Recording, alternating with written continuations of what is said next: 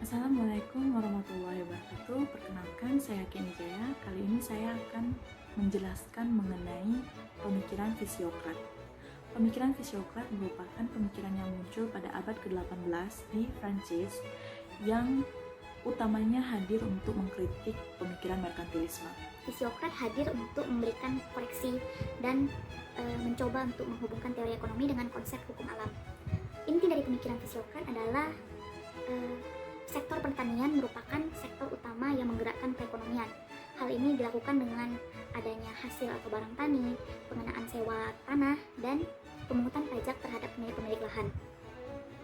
Nah, sektor lain seperti industri atau pemanufaktur dan sektor perdagangan merupakan sektor jasa yang fungsinya adalah untuk melancarkan arus barang dan uang di dalam dan di luar negeri. Terdapat dua tokoh utama yang menjadi pemeran kunci dalam pemikiran fisiokrat ini. Yang pertama itu François Quesnay dan yang kedua itu Jacques Turgot. Nah, François Quesnay menggolongkan masyarakat menjadi tiga golongan. Yang pertama productive class.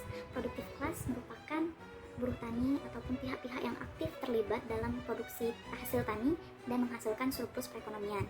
Yang kedua steril class. Disebut steril class karena tidak menghasilkan surplus ekonomi tertentu, terdiri dari pedagang dan manufaktur, pihak industri.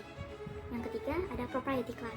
Propriety class terdiri dari pemilik lahan, yang dalam pemikiran Quesnay merupakan kunci utama bergeraknya perekonomian suatu negara. Hal ini karena pemilik modal memiliki kebebasan untuk menggunakan atau tidak menggunakan modalnya, sehingga kegiatan produksi suatu negara tergantung pada pemilik modal ini, atau mengenakan pajak utamanya kepada pemilik lahan atau dalam propriety class. Mengapa? Karena dengan mengenakan pajak pada propriety class tidak ada ancaman akan berjalan lambatnya perekonomian. Hal ini berbeda jika dikenakan kepada productive class atau steril class. Productive class terutama yang merupakan buruh tani dengan pengenaan pajak, apalagi jika itu dalam hal yang besar, dapat menyebabkan rendahnya tingkat daya beli dan ini akan menurunkan kinerja perekonomian. Ini saya menyimpulkan bahwa pemikiran fisiokrat ini utamanya adalah untuk menguntungkan buruh tani. Hal ini sesuai dengan motto pemikiran ini, yaitu bila buruh tani miskin maka negaranya miskin dan otomatis rajanya miskin. Sehingga dari sini tercermin keinginan pemikir-pemikir fisiokrat untuk mensejahterakan buruh tani.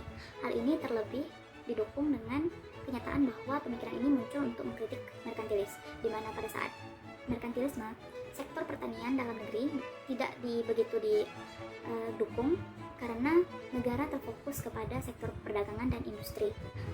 Terdapat beberapa konsep ekonomi yang lahir dari pemikiran-pemikiran mazhab fisiokrat ini. Di antaranya pertama konsep angka pengganda atau multiplier. Nah, konsep angka pengganda atau multiplier ini didapat dari tabel ekonomi karya François Quesnay. Selanjutnya adalah konsep invisible hands oleh Adam Smith yang dikembangkan dari pemikiran laissez-faire atau penurunan intervensi pemerintah dalam perekonomian masyarakat. Nah, Baiklah, sekian penjelasan singkat saya mengenai mazhab fisiokrat. Mohon maaf atas kekurangan atau kesalahan yang terdapat dalam video ini dan terima kasih atas perhatiannya. Saya ucapkan wassalamualaikum warahmatullahi wabarakatuh.